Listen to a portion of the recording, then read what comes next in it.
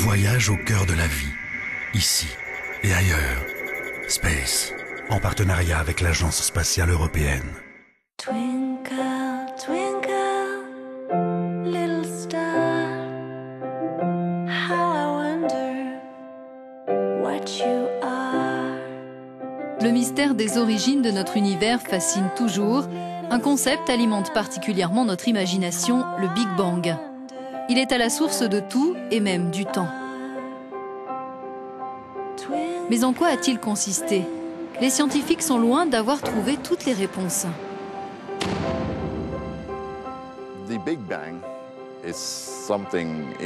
Actuellement, on pense que le Big Bang est le point d'origine de la création de notre univers. Comment il s'est produit et ce qu'il y avait à ce moment-là est encore largement méconnu.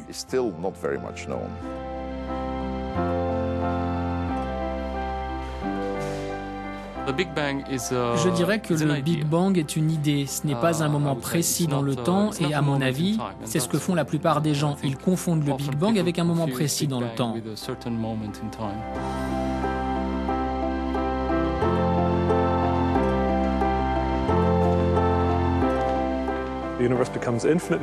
L'univers devient infiniment dense et infiniment chaud au commencement exact des temps. Et c'est ce qu'on appelle le Big Bang.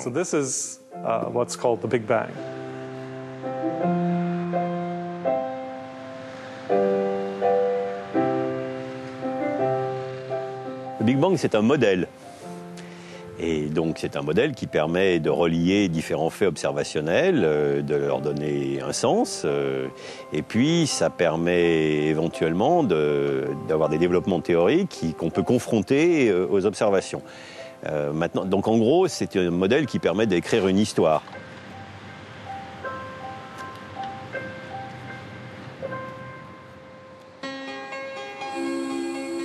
Si le concept de Big Bang est complexe à appréhender, il est encore plus difficile à mesurer et à analyser de manière scientifique.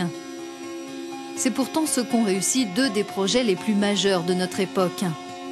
L'un se situe dans l'espace, l'autre sur Terre, au CERN, l'Organisation européenne pour la recherche nucléaire près de Genève. Là, nous sommes devant les détecteurs qui l'an dernier ont permis de découvrir le boson de Higgs. Deux équipes de recherche ont travaillé en parallèle avec le grand collisionneur de hadrons du CERN pour détecter le mythique boson de Higgs. La particule qui donne sa masse à la matière éprouve l'existence du champ de Higgs. On pense que cette expérience peut nous aider à comprendre le Big Bang. Quand on regarde les choses de près, avec le niveau d'énergie que nous atteignons et le genre de masse que nous obtenons lors de cette expérience, on pourrait remonter à environ 1 milliardième de seconde après le Big Bang. Donc on serait très proche du Big Bang. Et tandis que des particules minuscules entrent en collision au CERN, le satellite Planck de l'Agence spatiale européenne poursuit sa mission très loin de là, dans l'espace. Le but de cette quête épique, scruter la lumière rémanente du Big Bang. Au printemps dernier, l'équipe de Planck a publié la carte la plus détaillée jamais établie du rayonnement de fond cosmologique hyperfréquence. Elle montre l'univers tel qu'il était seulement 380 000 ans après le Big Bang. Le satellite est placé sur une orbite qui suit la Terre à une distance immense. Comme elle suit la Terre, elle tourne autour du Soleil et donc le grand cercle que les instruments parcourent dans le ciel est aussi en train de tourner autour de l'orbite. En rapprochant ces mouvements, on peut construire une vue de l'ensemble du ciel sur environ 6 mois. Pour atteindre le cœur de la matière et découvrir comment elle s'est créée, des expériences à grande échelle sont nécessaires. Dans cet anneau de 27 km de circonférence circulent des particules dont les jours sont comptés. La particule démarre sa course dans une bouteille d'hydrogène. Ces particules ressemblent à une nuée de mouches qui volent dans ces tubes. Actuellement, dans le collisionneur, les particules circulent à 99,9% de la vitesse de la lumière. En général, elles circulent dans cette machine pour une durée de 8 à 10 heures.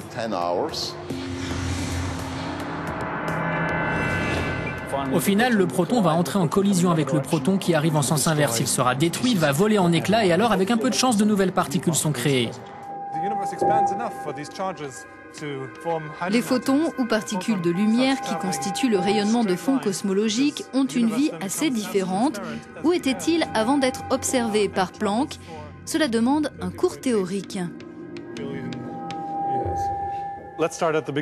Commençons par le commencement. Dans cet univers en période d'inflation, une zone minuscule, beaucoup plus petite que le noyau d'un atome, gonfle et forme un univers qui est aussi grand ou encore plus grand que ce que nous pouvons observer. Et un photon qui vit dans cet univers jeune se déplace au milieu des charges positives et négatives parce que l'univers est tellement dense qu'il existe un plasma avec des charges positives et négatives et que les photons se dispersent autour. L'univers finit par s'étendre suffisamment. Et donc, ces charges positives et négatives, les électrons et les protons, se transforment en atomes d'hydrogène. Le photon cesse de se disperser et avance tout droit pendant 13 milliards 800 millions d'années.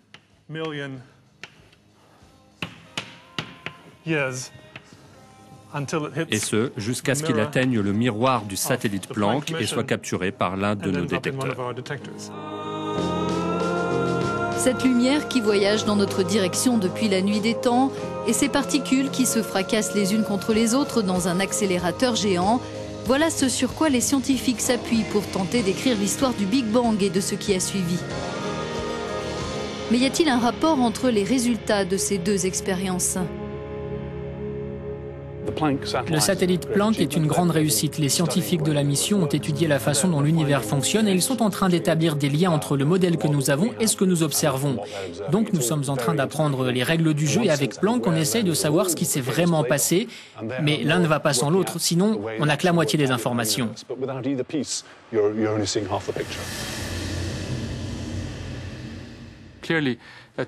Il est clair qu'au niveau fondamental, il existe un rapport très étroit. Par exemple, on veut savoir ce qu'est la matière noire. La matière noire fait probablement partie des types de particules que nous connaissons très peu. Donc c'est un exemple de lien très clair avec les recherches en physique des particules. Certains modèles qu'on peut construire sont tout à fait compatibles à la fois avec comme un objet unique, si vous voulez, décrire à la fois le Higgs trouvé au CERN et disons, les propriétés de l'inflation telles qu'elles sont mesurées par Planck.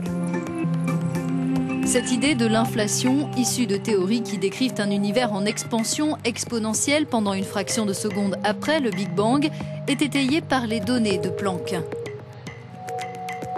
Pour autant, notre vision de l'univers jeune est loin d'être complète. Et de nombreuses questions, voire des anomalies, sont encore irrésolues. Si l'on essaie de mesurer les choses à partir de la vision partielle que nous avons aujourd'hui, on constate qu'il y a parfois de grandes contradictions. Par exemple, le champ de Higgs est censé donner sa masse à tout l'univers parce qu'il remplit l'univers. Les particules acquièrent leur masse parce qu'elles sont constamment en train de se déplacer à l'intérieur. Ce champ de Higgs est extrêmement dense, beaucoup plus dense que le plomb et en même temps, on ne le voit pas, il n'influence pas la gravité des planètes. Donc il y a une grande contradiction entre ce qu'on pense savoir sur ce champ qui remplit l'univers du point de vue de la physique des particules et ce que l'on constate en astrophysique, à savoir que l'univers n'est pas rempli d'un liquide beaucoup plus dense que le plomb. Donc on est clairement face à une contradiction et nous devons la comprendre. Il y a différents types d'anomalies et certaines d'entre elles apparaissent à très grande échelle. Par exemple, on voit qu'il existe une asymétrie dans la quantité d'énergie présente dans un hémisphère du ciel par rapport à l'autre. Un hémisphère est très particulier par rapport à l'autre et ce ne devrait pas être le cas si l'on se fie à notre théorie.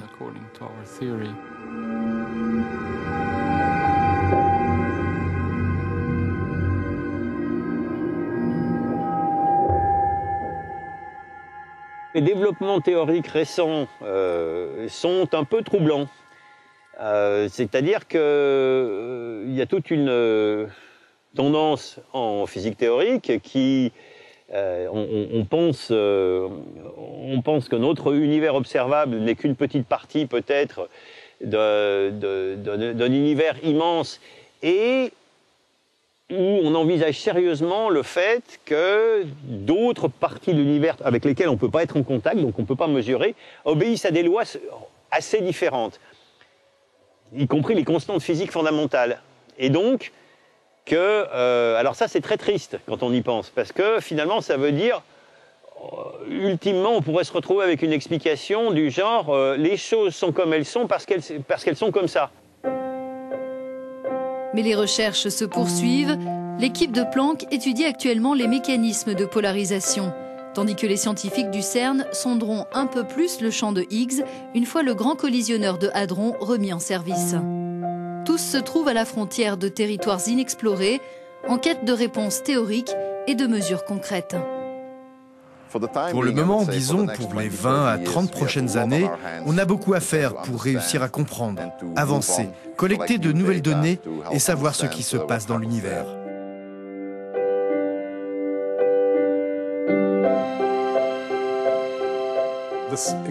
Cette quantité incroyable de données et d'observations que nous pouvons utiliser pour confronter les idées les plus folles, je trouve ça vraiment fantastique.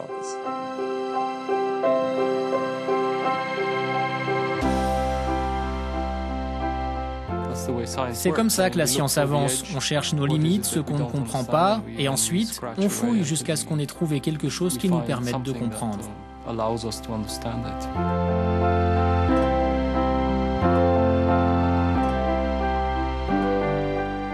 Il est possible qu'on finisse par se dire que le cerveau humain n'est tout simplement pas assez évolué pour appréhender la complexité de ce qu'il y a vraiment derrière tout ça.